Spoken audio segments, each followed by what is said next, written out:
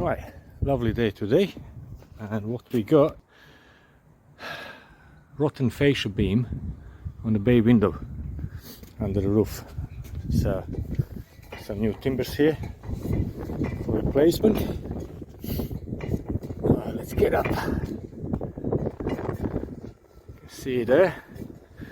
So let me just turn the radio off before I get any copyright things. Right, here it is. It was rotten. The fascia board from here and this upright has fallen down, and the 4x2, this one here, which is the plate of this stud wall here that holds the render, was completely rotten. This is what is left of it, and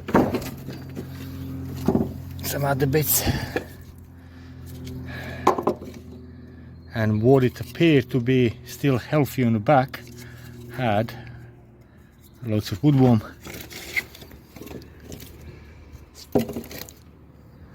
You can see all of that. So what I've been doing, as you can see, the small sections, I've been chopping them with the buzz tool.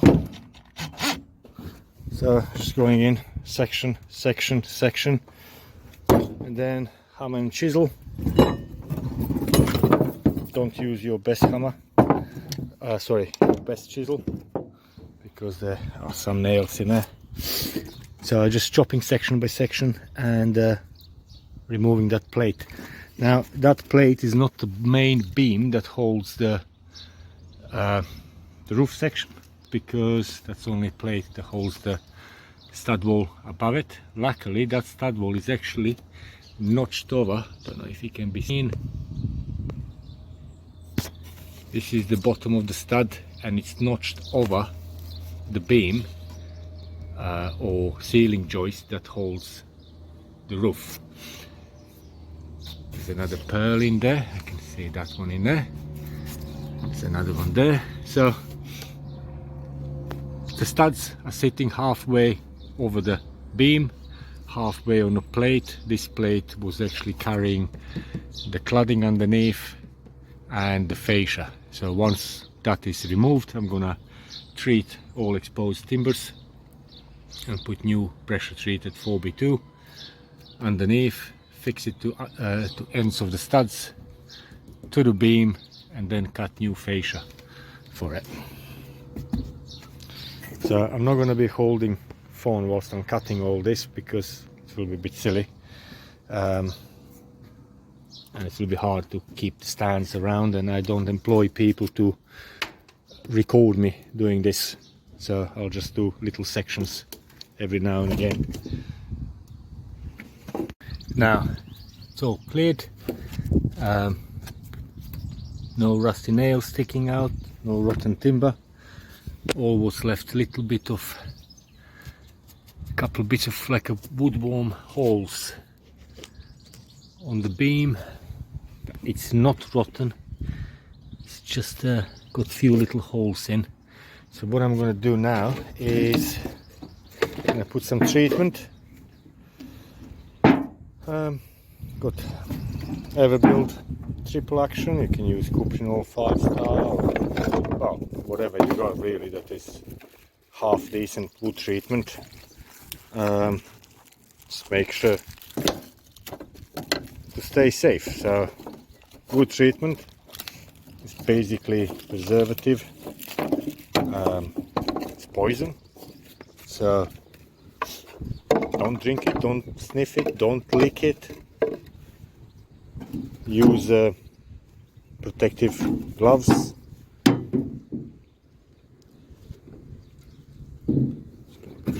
More shake. Don't obviously use your coffee cup or something that you're gonna make a cup of tea or coffee afterwards. It would be silly. Yeah, and then just generously apply it by brush on all exposed timbers. And here is all exposed timbers, nice and wet.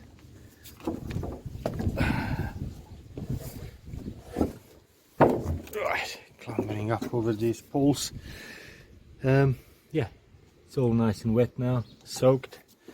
Just make sure you use up all the stuff. Don't put it back in the tin and don't spill it in the drains and stuff. It kills the fish and kills the trees and all sorts of things. As I said, it's a poison.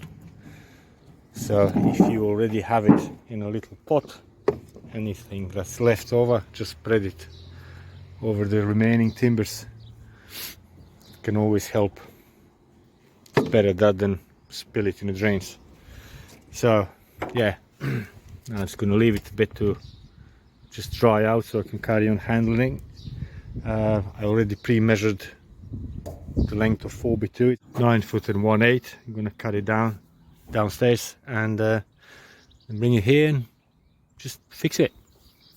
And then I can cut new soffit, new fascia. The problem why it rotted here is, as you can see on these lava timbers here, when they planted on this fake Tudor boarding on, there's a gap. Just obviously when timbers move and shrink, there's always gap there. And when decorators come and decorate this, they don't seal that gap. They should really put some seal in there, some mastic caulking or whatever they got. But anything is better than nothing, really. And then lap that with a bit of paint. I mean, you can see that top edge is not even covered with black or anything. So it was probably same case here, and then water was penetrating behind this old render. It's some old EML rusty mesh that's all rusting up. I mean, the whole thing really needs to be pulled down and redone, but that's down to customer. So it's got some bituminous felt behind, was fitted like this, basically on top of this 4x2, but the face of the 4x2 that was here had no protection from weather, and that's why water went behind the fascia onto that 4x2 and just slowly rotted away. So I have to try to minimize that. So once I fitted 4x2 here, this stud plate, then I'm gonna put new fascia on and I'll try to seal up top gap and decorate it nicely. You can see carpenter, when he fitted it, he done a bevel, so the top of the fascia board was beveled to throw the water off.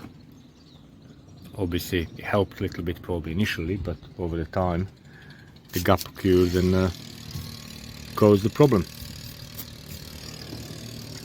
So 4x2, nice sawn treated, C24 graded, cut to length. Now a good old thing, old timbers, new timbers. Can you see how much old timber is actually bigger? So old 2-inch timber is 2 inch or just over. New 2-inch timber 3 inch and 3/4. So 4x2 is 3 5/8 or 3 3/4 by inch and 3/4. So to fit here and to bring it back flush with this edge and to edge here where it's supposed to be, I need to puck new 4x2 off. So I cut a 1/4 inch puckers to go between the stud and the 4x2, and I cut some 3/8 puckers to go out on the back to bring it forward. And then got some screws. As you probably know from my videos, I don't like using wrong screws from wrong things, so don't like to use drywall screws in construction. Drywall screws are for drywall. So I've got some nice chunky 8-inch screws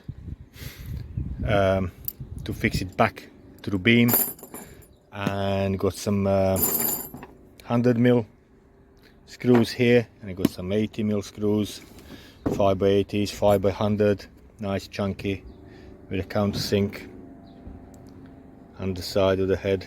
can see that. Self-drilling, serrated, thread, as explained in previous videos. And now soffit has been done.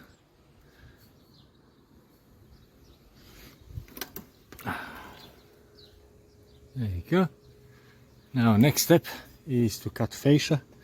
Fascia will taper from this size down to small size here, and obviously another end. Need to fill these holes in as well.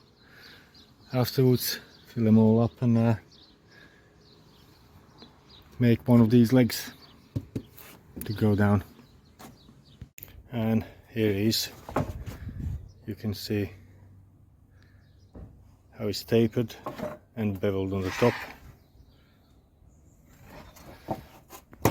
The board is sawn treated. It's got one side that's more smooth than the other. I'm going to leave rough side on the surface to match existing as near as possible. So here it is. Right, let's change to, that's it. Now it's wedged in between two sides, it's exact cut. So we have 1.5 inch downhang one side, 1.5 inch on the other side. So that's good.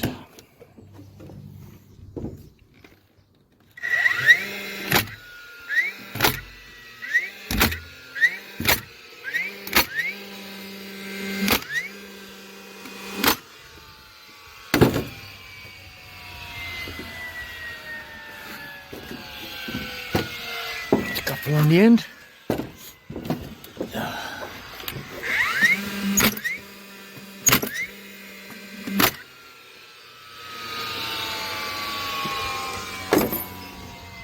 Now I need to cut this piece here, and here it is.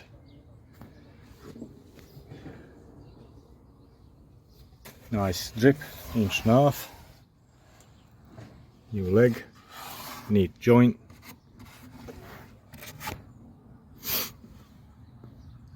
So all we need to do now is seal up the edges, do a bit of filling in that corner. So you're gonna show, yeah, I'm gonna do a little render repair there, and cork up all the edges, make this black, make soffit white, and then paint the wall white.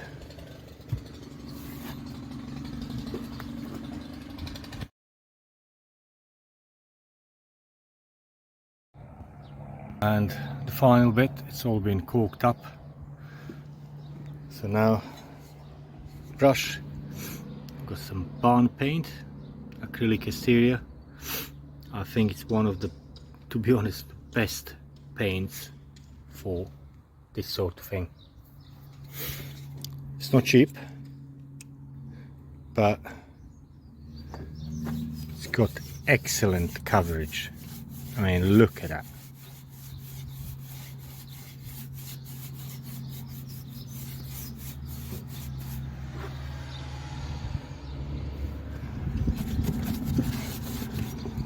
Absorbs into wood, does all what it's supposed to do. It's brilliant, and it's water based, dries quickly. Look at that, brilliant. You put it on old wood,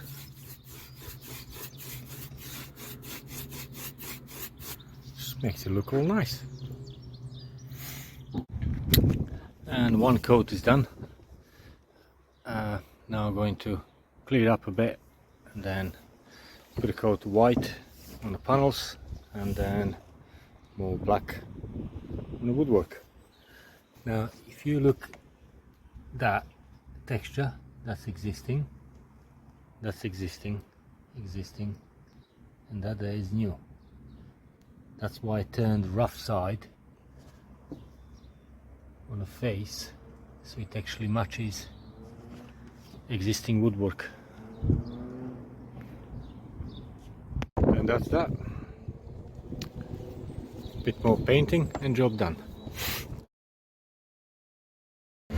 And here it is. 2 coats on white, 2 coats on black.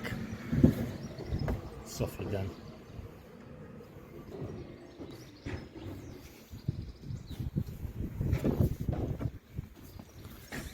Just looks beautiful again.